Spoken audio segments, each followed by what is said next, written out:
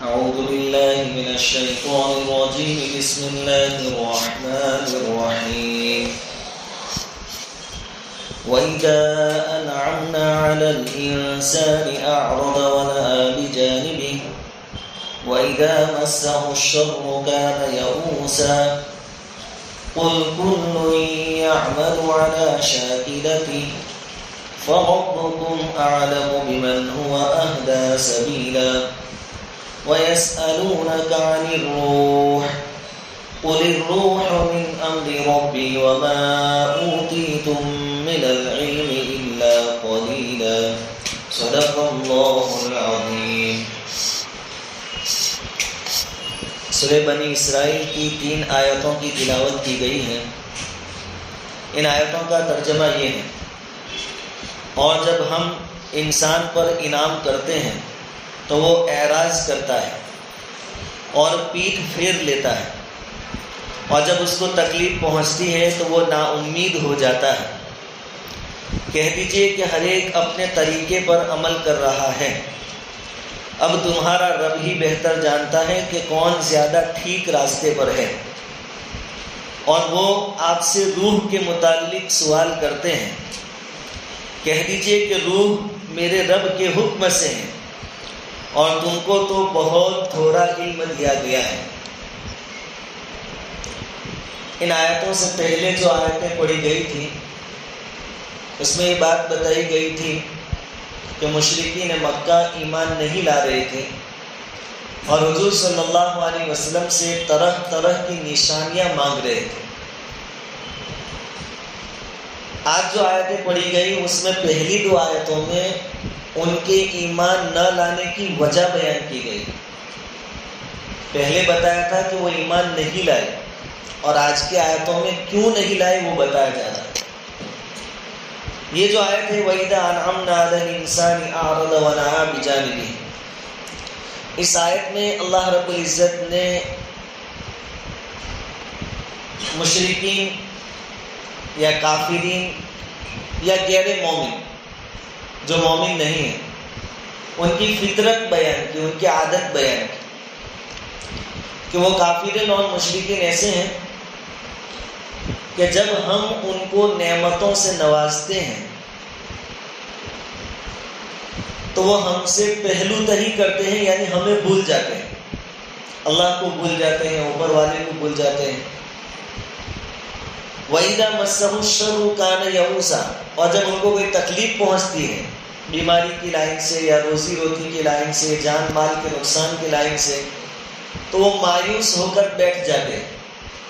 ان کی 2 حالت ہیں: نعمتیں ہیں، خوشحالی ہے تو اللہ کو بھول گئے، اور تکلیف ہے، پریشانی ہے تو مایوس ہو گئے. اور یہ دونوں چیزیں پیدا ہوتی ہے اللہ سے تعلق نہ ہونے کی وجہ سے. اگر اللہ سے تعلق ہو، عقیدت ہو، محبت ہو، اللہ پر یقین ہو تو نہ مالداری آدمی کو گناہوں کی طرف لے جا سکتی ہے اور نہ غریبی، مفلسی اور پریشانیاں آدمی کو مایوس کر سکتی ہے. ایمان ہے، اللہ سے تعلق ہے تو آدمی دولت کا صحیح استعمال کرے گا، حد سے آگے نہیں بڑھے گا، ہر لائن سے، بلکہ زیادہ سے زیادہ اللہ کے راستے میں خرچ کرنے والا بنے گا. جب اللہ تعالیٰ نوازتے ہیں تو ایمان والے بندوں کی شان یہ ہوتی ہے کہ وہ اللہ کی عبادتوں میں اضافہ کر دیتے ہیں. رمضان المبارک کے 30 یا 29 روزے رکھنے کے بعد اللہ تعالیٰ کی طرف سے عید ہمیں عطا کی جاتی ہے، عید کا دن، خوشیوں کا دن. تو عید کے دن میں ایمان والوں کی شان یہ نہیں ہے کہ وہ گناہوں میں، اللہ کی ناراضگی والے اعمال میں لگ جائے. اب اللہ نے خوشی کا دن ہمیں عطا کیا، اس کا تقاضا یہ ہے کہ اس کی بندگی اور بڑھا دیں. اس لیے عید کے دن 2 رکعت اور زیادہ پڑھی جاتی ہے عید کی نماز، شکریہ کے طور پر. اس کے بعد عید الاضحیٰ کے دن قربانی، اللہ رب العزت نے مہمان نوازی کا ہمارے لیے انتظام کیا تو اس دن عید کی نماز اور بڑھا دی جاتی ہے. رمضان عید میں صدقہ فطر ادا کیا جاتا ہے. اگر اللہ تعالیٰ نے مال و دولت زیادہ دی تو زکوٰۃ دی جاتی ہے، یہ نہیں کہ اس کو غلط راستوں پر خرچ کر کے اللہ کی نافرمانیوں میں آدمی لگ جائے۔ اور اگر اللہ رب العزت کبھی آزماوے اور دی ہوئی نعمتیں لے لیں، یا غریبی اور مفلسی سے دوچار کریں، یا بیماریوں میں مبتلا کریں، تو ایک ایمان والے کی شان یہ نہیں ہوتی کہ وہ مایوس ہو جائے اللہ رب العزت کی ذات سے اور سر پر ہاتھ دے کر بیٹھ جائے۔ یہ غیر مومن کی شان ہے۔ ایمان والا بندہ تو ایسے وقت میں صبر کرتا ہے اور اللہ رب العزت کی ذات سے ثواب کی امید لگاتا ہے۔ کتنا صبر کرتا ہے کہ غالباً حضرت عبداللہ ابن عمر یا حضرت عبداللہ بن عباس، یہ دو میں سے کسی ایک کا قول، ایک کا فعل نقل کیا گیا ہے رضی اللہ عنہ، کہ وہ سفر میں تھے، اونٹ پر سوار تھے، ان کو خبر دی گئی کہ آپ کی اولاد میں سے ایک بچے کا انتقال ہو گیا۔ اب اولاد کی موت یہ تو باپ کے لیے کتنی دشوار ہوتی ہے، لیکن اس وقت انہوں نے سواری کو روک دیا، سواری سے نیچے اترے، 2 رکعت نماز پڑھی، انا للہ و انا الیہ راجعون پڑھا، اور کہا کہ ہمارے پیارے نبی نے ہمیں یہی سکھایا ہے۔ اور قرآن کی آیت پڑھی کہ قرآن کی یہی تعلیم ہے، یا ایھا الذین آمنوا استعینوا بالصبر والصلاۃ، صبر کرنا ہے اور نماز کے لیے اللہ سے مدد مانگنا۔ یہ ہمارا طریقہ ہوتا ہے۔ اس لیے ایمان والا چاہے کتنا ہی گنہگار ہو، پریشانی آئے گی تو وہ آتم ہتیا نہیں کرے گا، سوسائڈ نہیں کرے گا۔ بہت امیدیں کسی پروجیکٹ سے، کسی کام سے لگا رکھی تھی، اگر وہ فیل ہو گیا تو بھی وہ آتم ہتیا نہیں کرے گا، خودکشی نہیں کرے گا، بلکہ اس وقت اس کی زبان پر یہی بات ہوگی کہ جو تقدیر میں تھا وہی ہوا، کیونکہ اللہ کے ساتھ اس کا ایک تعلق ہے۔ اس کو معلوم ہے کہ میرا جو دل ٹوٹا ہے، میرا جو کام بگڑا ہے، اس پر میں صبر کروں گا، اس پر بھی مجھے اللہ تعالیٰ ثواب دیں گے۔ حضور صلی اللہ علیہ وسلم نے فرمایا کہ مومن کو کوئی کانٹا بھی چبھتا ہے پیر میں، اس پر بھی اگر وہ صبر کرتا ہے تو اس پر بھی اس کے گناہ معاف ہوتے ہیں اور نیکیاں لکھی جائیں۔ اس کے مقابلے میں غیر مومن کا حال کیا ہوتا ہے کہ دولت آ گئی تو آپے سے باہر ہو گئے، حد سے آگے بڑھ گئے، شراب کباب سب میں لگ گئے، اور اگر پریشانی آ گئی تو چونکہ اللہ سے کوئی تعلق ہی نہیں ہے، اللہ کی ذات سے ان کو کوئی امید ہی نہیں ہے، کوئی وابستگی نہیں ہے، تو پھر مایوس ہو کر بیٹھ جاتے۔ اللہ تعالیٰ نے ان کی حالت یہاں بیان کی۔ مومنین تو ہمیشہ تکلیفوں میں صبر سے کام لیتے ہیں اور اچھی حالت میں اللہ رب العزت کے جو حدود قائم کیے ہیں، جو شریعت کے احکام ہیں، اس کی پابندی کے ساتھ گزارتے ہیں۔ تفسیر قرطبی میں ایک روایت لکھی ہے کہ بڑے بڑے صحابہ کرام رضوان اللہ تعالیٰ علیہم اجمعین مجلس میں بیٹھے ہوئے تھے اور قرآن کریم کے بارے میں ان کی گفتگو ہو رہی تھی۔ مومن کی امیدیں کیا ہوتی ہیں اس کے بارے میں یہ بات کہ ان کے درمیان حضرت ابوبکر صدیق رضی اللہ تعالیٰ عنہ تھے۔ انہوں نے یوں فرمایا کہ میں نے اول سے اخیر تک پورا قرآن پڑھا، پورے قرآن میں سب سے زیادہ امید بڑھانے والی ایک آیت جو میں نے پائی، ایسی کوئی دوسری آیت مجھے نہیں ملی، ایسی آیت کہ سب سے زیادہ اللہ کی ذات سے امیدیں بڑھاتی۔ کون سی آیت؟ جو اس کے بعد آئے گی، قُلْ كُلٌّ يَعْمَلُ عَلَى شَاكِلَتِهِ فَرَبُّكُمْ أَعْلَمُ بِمَنْ هُوَ أَهْدَىٰ سَبِيلًا، کہ ہر ایک اپنے اپنی عادت اور فطرت کے اعتبار سے عمل کرتے ہیں، اور فَرَبُّكُمْ أَعْلَمُ، تمہارا رب ہی بہتر جانتا ہے کہ کون زیادہ سیدھے راستے پر ہے۔ اس میں کیا کہا ہے؟ صدیق اکبر رضی اللہ تعالیٰ عنہ آگے فرماتے ہیں کہ ہر ایک آدمی اپنی عادت کے حساب سے عمل کرتا ہے۔ وہ فرماتے ہیں کہ انسان کی عادت تو گناہ کرنا ہی ہے، انسان کی عادت فطرت گناہ ہے۔ وَمَا أُبَرِّئُ نَفْسِي إِنَّ النَّفْسَ لَأَمَّارَةٌ بِالسُّوءِ، کیونکہ نفس سے ہمارا لگا ہے، اور اللہ رب العزت کا طریقہ مغفرت کا ہے۔ تو چاہے انسان کی خطائیں کتنی بھی ہو جاوے، لیکن اللہ رب العزت کی مغفرت، معافی، یہ اس کے گناہوں سے کئی زیادہ ہے۔ حضرت عمر فاروق رضی اللہ تعالیٰ عنہ نے فرمایا کہ میں نے اول سے آخر تک قرآن پاک کی تلاوت کی تو اس میں اس ارشاد باری تعالیٰ سے بڑھ کر کوئی امید افزا اور احسن قول نہیں دیکھا۔ کون سی آیت انہوں نے بتائی؟ بسم اللہ الرحمن الرحیم، حامیم، تنزیل الکتاب من اللہ العزیز العلیم، غافر الذنب وقابل التوب شدید العقاب ذی الطول۔ سورہ غافر 24ویں پارے میں سورت، کہ اس آیت میں اللہ رب العزت نے اپنی صفات بیان کی ہے. غافر الذنب، گناہوں کو معاف کرنے والا. آگے فرمایا توبہ کو قبول کرنے والا.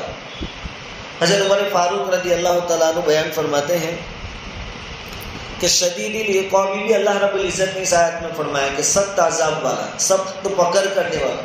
لیکن یہاں پر گناہوں کی معافی کو اللہ تعالیٰ نے پہلے بیان کیا. اس میں بھی اس بات کی طرف اشارہ ہے کہ اللہ کے وہاں معافی زیادہ ہے، پکڑ کا معاملہ کم ہے. اسی لیے تو جنت کے 8 دروازے ہیں اور دوزخ کے 7 دروازے. جنت میں ایک دروازہ زیادہ ہے.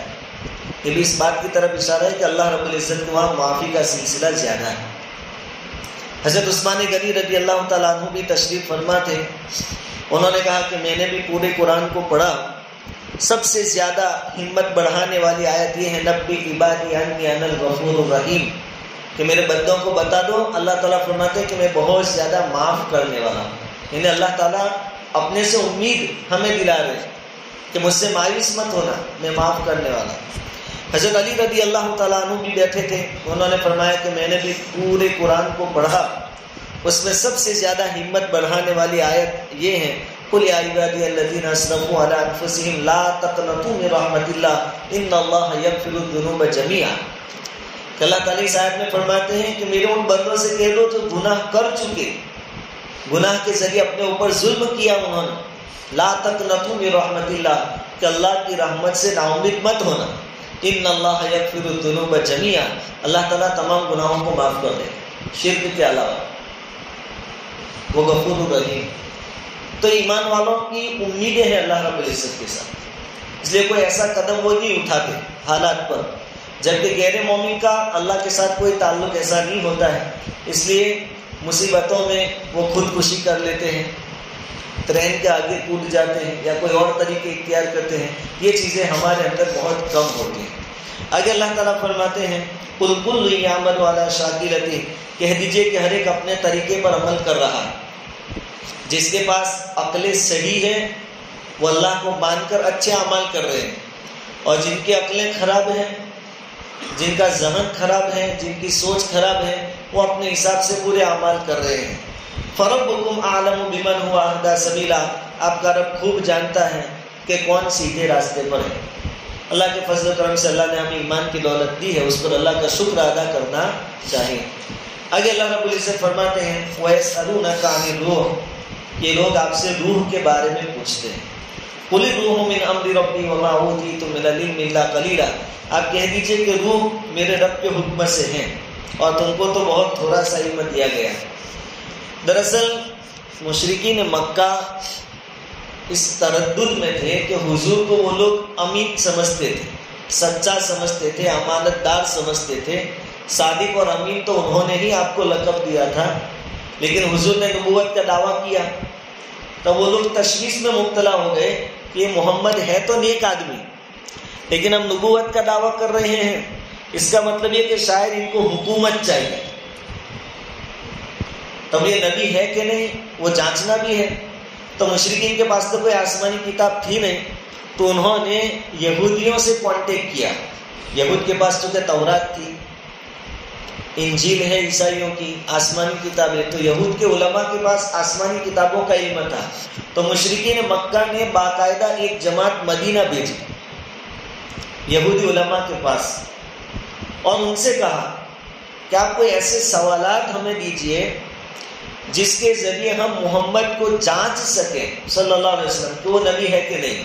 کیونکہ آدمی اچھے ہیں لیکن دعویٰ نبوت کا کر دیا ہے، ہم پریشان ہیں.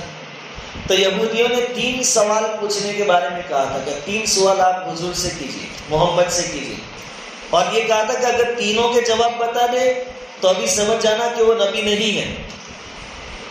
تینوں کے جواب بتا دے تو ابھی سمجھنا نبی نہیں، اور تینوں کے جواب نہ بتائے تو ابھی سمجھنا کہ وہ سچے نبی نہیں ہیں. ہاں 2 سوالوں کے جواب بتائے اور ایک کے بارے میں کہے کہ میں نہیں جانتا تو وہ سچے نبی. 3 سوال میں ایک سوال تھا اصحاب کہف کے بارے میں کہ وہ کون لوگ تھے، کتنے تھے، کہاں رہتے تھے، ان کا واقعہ کیا ہوا. دوسرا ایک بادشاہ کے بارے میں جن کو ذوالقرنین کہا جاتا ہے. وَيَسْأَلُونَكَ عَنْ ذِي الْقَرْنَيْنِ، سورہ کہف کے اندر اللہ تعالیٰ نے ان دونوں کے جوابات کہ اصحاب کہف کون تھے اور ذوالقرنین کون تھا سورہ کہف نازل کر کے دے دیے۔ اب یہ جو تیسرا سوال تھا روح کے بارے میں، اس کا جواب حضور صلی اللہ علیہ وسلم کو معلوم نہیں تھا۔ اب حضور صلی اللہ علیہ وسلم نے ان سے کیا کہا کہ دیکھو اس کا جواب میں کل دوں گا، کل دوں گا کہہ دیا، لیکن انشاءاللہ بولنا بھول گئے۔ وہ لوگ دوسرے دن آئے کہ محمد بتائیے روح کیا چیز ہے۔ اب چونکہ حضور تو جواب دیتے تھے وحی کے ذریعے، لیکن وحی آئی نہیں۔ دوسرے دن بھی کہا کہ کل دوں گا، پھر تیسرے دن آئے، حضور کے پاس کوئی جواب تھا نہیں۔ حضور نے کہا کل دوں گا۔ ایسا کرتے کرتے 17 یا 19 دنوں تک وحی کا سلسلہ بن رہا، تو مشرکین نے اتنا شور برپا کیا کہ دیکھو محمد کی پول کھل گئی، وہ کوئی نبی نہیں ہے، ہمارے سوال کا جواب نہیں دے پائے۔ 17 یا 19 دنوں کے بعد اللہ رب العزت نے وحی نازل فرمائی، وَلَا تَقُولَنَّ لِشَيْءٍ إِنِّي فَاعِلٌ ذَلِكَ غَدًا إِلَّا أَن يَشَاءَ اللَّهُ، کہ نبی جی کسی بھی کام کے بارے میں یہ مت کہو کہ میں کل کروں گا، انشاءاللہ ساتھ میں کہو۔ آپ انشاءاللہ کہنا بھول گئے ہیں، اس لیے ہماری طرف سے وحی آنا بند ہو گیا۔ حضور کو تعلیم۔ اس کے بعد یہ آیت کریمہ نازل ہوئی روح کے بارے میں۔ علم دین ایک بہت ہی بابرکت سلسلہ ہے۔ قرآن میں ہر سوال کا جواب اللہ رب العزت نے دیا ہے، بس آپ کے پاس علم چاہیے، آپ کی پہنچ اور رسائی وہاں تک ہونی چاہیے، ورنہ یہ مسئلہ مشہور ہے۔ دیکھو حضور صلی اللہ علیہ وسلم کو جواب معلوم نہیں تھا تو آپ نے خاموشی اختیار کر لی۔ اس سے ایک سبق ہمیں یہ بھی ملا کہ جو چیز ہم نہ جانتے ہو اس کے بارے میں ہمیں کچھ بھی بولنا چل جائے گا نہیں چل جائے گا، بھائی یہ ہماری لائن نہیں ہے، آپ کسی عالم سے پوچھیں۔ عالموں کے بارے میں مشہور ہے کہ عالم آ شود کہ چپ نہ شود، ملا آ باشد کہ چپ نہ شود، کہ مولوی کبھی چپ نہیں رہتا، کوئی نہ کوئی جواب اس کے وہاں بن جاتا ہے، جواب آپ کو مل جائے گا۔ امام ابو حنیفہ رحمۃ اللہ علیہ جن کو ہم مانتے ہیں فالو کرتے ہیں، ان کے استاد تھے، ان کو آمش کہتے تھے۔ آمش کہتے ہیں اس آدمی کو جس کی آنکھیں چونٹیا گئی، ابھی ان کا لقب ہو گیا آمش۔ ان کے بارے میں مولانا الیاس گنبد صاحب نے لکھا ہے اپنے درس میں کہ چہرے مہرے سے اتنے خوبصورت نہیں تھے امام آمش، لیکن ان کی بیوی بہت خوبصورت تھی۔ اب دونوں میں جوڑ نہیں بنتا تھا، دونوں میں بنتی نہیں تھی، لڑائی جھگڑے ہوتے رہتے تھے۔ یہ امام ہے، امام ابو حنیفہ کے استاد ہیں، لیکن ان کے گھر میں بھی بیوی کے ساتھ جھگڑے تھے، بنتی نہیں تھی۔ بیوی ان سے زیادہ باتیں نہیں کرتی تھی۔ ایک دن انہوں نے غصے میں آ کر کہہ دیا کہ اگر صبح کی اذان تک تو مجھ سے نہیں بولی تو تجھے طلاق، صبح کی اذان تک تو بولی نہیں میرے ساتھ تو تجھے طلاق۔ اب بیوی کو تو طلاق چاہیے تھی، اس لیے اس نے خاموشی اختیار کر لی کہ اب مجھے نہیں بولنا، صبح تک اگر میں خاموشی سے میں نے گزار لی رات تو کل مجھے چھٹکارا مل جائے گا۔ اب انہوں نے یہ کہہ تو دیا کہ نہیں بولی تو طلاق، لیکن اب پریشان ہو گئے کہ اس کو تو چھوٹنا ہی ہے میرے ہاتھ سے اور اس کو تو راستہ مل گیا۔ ابھی اپنے شاگرد امام ابو حنیفہ رحمۃ اللہ علیہ کے پاس آئے اور ان سے کہا کہ مسئلہ ایسا ہو گیا ہے۔ کہا ٹھیک ہے میں اس کا حل نکال لیتا ہوں، مولوی آپ باشد کے چپ نہ شو۔ کہا کہ ایک کام کیجیے، آپ کے محلے میں جو مسجد ہے، کہاں وہاں کے مؤذن آپ کے تابع ہیں؟ کہا میرے تابع ہیں۔ اس کو کہہ دینا کہ کل فجر میں ابو حنیفہ کہے تب اذان دینا ہے، صبح کی اذان، فجر کی اذان ابو حنیفہ کہے تب دینا ہے۔ انہوں نے اپنے مؤذن صاحب کو رات کو کہہ دیا کہ صبح میں ابو حنیفہ کہے تبھی اذان دینی ہے آپ کو فجر، اور یہ رات کو گھر چلے گئے، بے چین تھے کہ صبح میں بیوی مجھ سے چھٹی ہو جائے گی، الگ ہو جائے گی۔ امام ابو حنیفہ رحمۃ اللہ علیہ صبح صادق سے 2-3 گھنٹے پہلے مسجد پہنچے، صبح صادق ابھی ہوئی نہیں تھی، اور مؤذن صاحب سے کہا کہ چلو اذان دو، ابھی تک صبح صادق ہوئی نہیں۔ مؤذن کہنے لگا کہ ابھی تو وقت ہوا نہیں۔ کہا کہ امام آمش نے کچھ کہا تھا؟ کہا تھا کہ امام ابو حنیفہ کہے ویسا کرنا، کہا بس تو اب اذان دے دے۔ وہاں بیوی انتظار میں تھی کہ اذان ہو تو اپنی طلاق پکی ہو جائے۔ امام صاحب نے یہاں 1-2 گھنٹے پہلے اذان دلوا دی. جیسے ہی اذان اللہ اکبر شروع ہوا، بیوی اچھل پڑی کہ لو پوری رات میں تمہارے ساتھ نہیں بولی، اب تو مجھے طلاق ہو گئی. اب یہ تو پریشان ہو گئے کہ امام صاحب نے تو وعدہ کیا تھا کہ طلاق سے بچا لوں گا، اور یہاں تو اذان ہو گئے، اس کو تو طلاق ہو گئے. وہ دوڑتے ہوئے آئے پھر امام صاحب کے پاس، کہا کہ یار آپ نے تو کہا تھا بچانے کا اور آپ نے تو پھنسا دیا. کہا کہ نہیں، ابھی تم گھر جاؤ واپس، اطمینان رکھو. پھر جب وقت ہوا، صبح صادق ہوئی، تو مؤذن نے اعلان کیا کہ آج غلطی سے 2-1 گھنٹے پہلے میں نے اذان دے دی تھی، وقت ہوا نہیں تھا، ابھی وقت ہو رہا ہے. وہ پہلے جو اذان دی تھی وہ چلے گی نہیں، ابھی والی اذان یہ فجر کی نماز کے لیے. تو ایک طرف بیوی کو بلوا بھی لیا اور ایک طرف صبح سے پہلے اذان دلوا دی تھی. اس لیے جو طلاق کی جو شرط تھی، کیونکہ امام اعمش نے تو اپنی بیوی سے کہا تھا کہ فجر کی اذان تک نہیں بولے گی تو طلاق، اور یہاں جو اذان ہوئی تھی وہ فجر کی نہیں تھی، وہ تو وقت سے پہلے دے دی تھی. تو امام صاحب نے اس طریقے سے اپنے استاد کو طلاق سے بچا لیا. تو کوئی نہ کوئی حل اہل علم کے پاس مسائل کا ہوتا ہے. آج کے دور میں ہمارے لیے ضروری ہے کوئی بھی مسئلہ پیش آئے، بھائی ہر آدمی کا الگ فیلڈ ہے، الگ میدان ہے. ٹیلر کپڑے سیتا ہے، یہ اس کا کام. میڈیکل والا میڈیکل کا کام کرے گا. اب میڈیکل والے کہے اشرف بھائی کسی کو پکڑ کے لا، میں آپریشن کر دیتا ہوں تیرا، تو وہ بندہ گھر نہیں پہنچے گا، سیدھا کہاں پہنچ جائے گا؟ قبر پہنچ جائے گا. اپنے اپنی فیلڈ میں رہ کر آدمی کام کرے تو سب ٹھیک ٹھاک برابر چلتا رہے گا. حضور صلی اللہ علیہ وسلم نے کہا کہ مجھے معلوم نہیں ہے، میں جواب دوں گا. 18-19 دنوں کے بعد اللہ رب العزت نے وحی نازل فرمائی اور کہہ دیا وَيَسْأَلُونَكَ عَنِ الرُّوحِ، یہ لوگ روح کے بارے میں پوچھتے ہیں، آپ کہہ دو کہ روح میرے رب سے ایک چیز ہے، میں بھی نہیں جانتا کہ کیا ہے. انہوں نے تو پوچھا تھا کہ روح کیا ہے، اس کا مٹیریل کیا ہے، کہاں سے بنی ہے، کس چیز سے بنی ہے. لیکن قرآن نے خالی کیا کہہ دیا کہ روح ایک چیز ہے اللہ کی طرف سے. بس ضروری نہیں کہ ہر پوچھنے والے کو اس کے سوال کا جواب دیا جائے. آگے اس کی وجاہت بیان کی کہ کیوں تم کو جواب نہیں دیا جا رہا. وما اوتیتم من العلم الا قلیلا، اس لیے کہ روح کو سمجھنے کے واسطے جو عقل چاہیے وہ تمہارے پاس نہیں. اب جب عقل نہیں ہے، تم سمجھ نہیں سکتے، تو ہم کیوں اپنا ٹائم بگاڑے تمہارے پاس. مشرکین مکہ نے ایک مرتبہ حضور سے کہا تھا کہ اللہ کیا ہے، یعنی کہیں سے بنا ہے، نور ہے، آگ ہے، پتھر ہے، کیونکہ انہوں نے تو پتھر کی مورتیاں دیکھی تھی. اللہ کیا ہے؟ تو اللہ تعالیٰ نے جواب دیا اللہ کون ہے.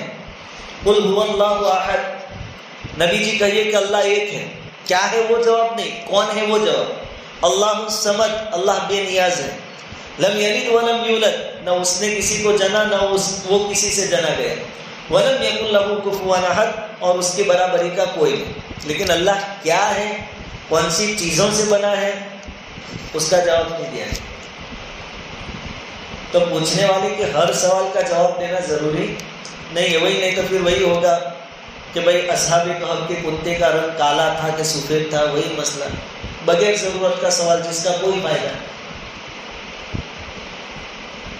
اور بہت سارے ساتھی بھی کوئی پوچھتا ہے تو کہتے ہیں کہ اونٹ کھا جاتے اور بکری اور مرغی کے مسئلے پوچھتے ہیں. پوچھنے والے کو پوچھنے دینا چاہیے، باقی کام کی چیز پوچھ کے. یہاں اللہ رب العزت نے ان کو کیا جواب دیا کہ یہ روح کو سمجھ پانا تمہارے بس کی بات نہیں، یہ اللہ رب العزت کی طرف سے ایک چیز ہے، بس اتنا جان لو اور اپنے کام میں لگ جاؤ. اللہ کو مانو، اللہ کے رسول کو مانو. لیکن سامنے جو پارٹی تھی مشرکین، ان کو ماننا نہیں تھا. ان کو تو کسی طرح حضور کو جواب سے بے بس اور لاچار کرنا تھا، اس لیے ان کی مخالفتیں اور بڑھ گئی. اور ایمان والوں کا ایمان تو جیسے جیسے ایک ایک آیت نازل ہوتی تھی بڑھتا جاتا تھا. تو اللہ رب العزت نے ہمیں بھی ایمان بھی دیا ہے، قرآن بھی دیا. ہمارا بھی ایمان ہے کہ اللہ تعالیٰ نے جتنی باتیں وضاحت کے ساتھ بیان کی اس کو بھی ہم مانتے ہیں، اور جن احکام کی حکمتیں اور مصلحتیں ہمیں معلوم نہیں ان کو بھی ہم مانتے ہیں. ہم اللہ کو مانتے ہیں بغیر کسی دلیل، اور اسی میں ہمارے لیے عافیت ہے اور بھلائی. زیادہ بہت ڈیپ میں جانے کی کوئی ضرورت نہیں. اسی طرح ایک تقدیر کا مسئلہ ہے، تقدیر، قسمت، اس کے بارے میں بھی حضور نے فرمایا کہ زیادہ ڈیپ میں جانے کی کوئی ضرورت نہیں. بہرحال آج کے درس کا خلاصہ یہ ہے کہ اللہ تعالیٰ نے غیر مومن بندوں کا حال بیان کیا، ان کی فطرت بیان کی کہ جب ان کو دیا جاتا ہے تو آپے سے باہر ہو جاتے ہیں، حد سے آگے بڑھ جاتے ہیں، اور جب لے لیا جاتا ہے یا پریشانیوں میں مبتلا کیا جاتا ہے تو مایوس ہو کر بیٹھ جاتے ہیں۔ اس سے ہمارے لیے سبق کہ ہمیں ایسا نہیں کرنا ہے۔ ہمارے پاس تو آتی ہے اللہ کی نعمتیں تو ہماری بندگی اور بڑھ جانی چاہیے، اور اگر جاتی ہے کچھ پریشانی آتی ہے تو ہمارا صبر بڑھ جانا چاہیے۔ یہ ہمارا طریقہ اور وہ ان کا طریقہ۔ اور روح کے بارے میں ایک غیر ضروری سوال کیا تھا، اس کا جواب اللہ رب العزت نے بالکل مختصر دے دیا کہ یہ کوئی ایسی چیز نہیں کہ اس کے پیچھے الجھا جانا۔ آپ کے سامنے نبی ہے، نبی کے ہاتھوں میں قرآن ہے، نبی کے ساتھ اللہ کی نصرت اور مدد تم دیکھ رہے ہو، اس کو مانو اور ایمان میں داخل ہو جاؤ۔ اللہ رب العزت مرتے دم تک ہم تمام کی ایمان کی عقائد کی حفاظت فرمائے۔